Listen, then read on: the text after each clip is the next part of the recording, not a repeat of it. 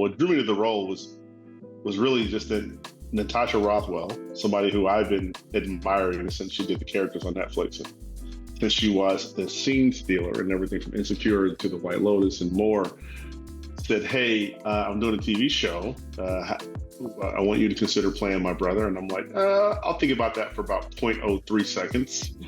Yeah, I think we can do that. I think anytime one has an opportunity to work with somebody of the caliber of Natasha, for me, it's a very simple and easy yes.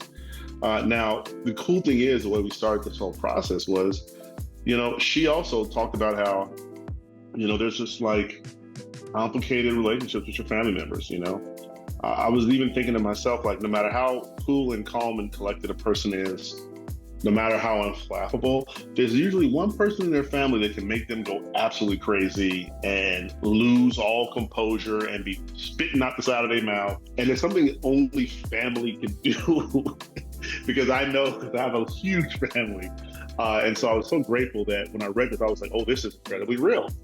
Now the work for me as an actor is just to make sure that I do, in some ways, do the homework and inhabit it and give the script the life it deserves, because the writing is superb. You got to go Richard Pryor.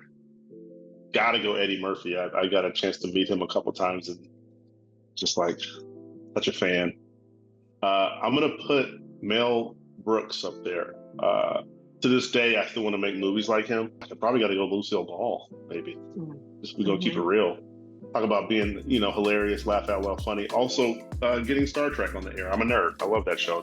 Wouldn't be on the air without Lucille Ball. I think, honestly, the thing I'm currently the most passionate about is I've been thinking about the fact that I want to be somebody who helps great shows get a longer shelf life. Shows like Southside, shows like Sherman, shows like other great Black shows, which I feel like really just began to scratch the surface of their own greatness. And I want to be a shepherd for those types of things. So I'm thinking about starting a media company, probably in my hometown of Chicago. Obviously, I put in a lot of work, and I'm really lucky. I'm lucky that I'm somebody who every now and then I get a phone call where I don't have to audition. Every now and then I get to go do a big movie. That stuff is a blessing. At the same time, I want to couple that with my own effort and again, my own work, and asking myself, how can I be a blessing for somebody else to make sure that the next Southside type show that comes along, I can be in a position to make sure that they have a long shelf life. Really want to be like a champion for great comedy. That's really important to me.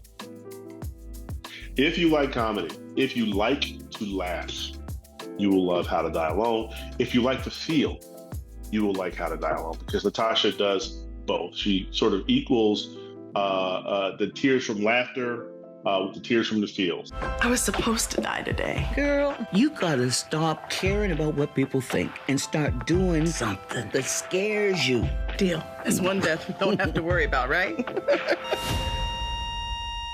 Hello? She gives you a complete meal of an episode, more than most other people. So I do think it's time well spent. I know a lot of us work hard. I know I'm very selective about what I put on my TV after I come home because I'm tired. And after the kids go to bed, I got about 2.5 hours before I'm done. What am I going to watch? And I do think How to Die Alone fits, and it's going to satisfy every one of those, every one of your TV cravings, because Natasha is, she's the rookie and a vet. You know what I'm saying? That's really what she is. She's been doing it long enough to know how to do it great, but also this is her first show. And she's showing you all the colors that she's capable of bringing. And also all the funny and all the humanity. Sometimes some actors, you often feel like the script is important, but we're missing out on some of the spontaneousness. And Natasha, she captures it all. Italian Fiesta, which is in Chicago, which, first off, those two words don't go together. So you're right. Second off, they got them all over the place, especially in the hood. And it's just one of them things that, like, you just kind of have to grow up on it, because even as an outsider, if I gave it to you, I'd be like, oh, I don't know about this. But if you grew up on it, you'll love it. So yeah, I'd probably have to give it to the old Italian Fiesta on the South Side. They got one and a half part. They got a few scattered, but it's one of those tastes that just always takes me back to growing up, and I'm like, it's so good.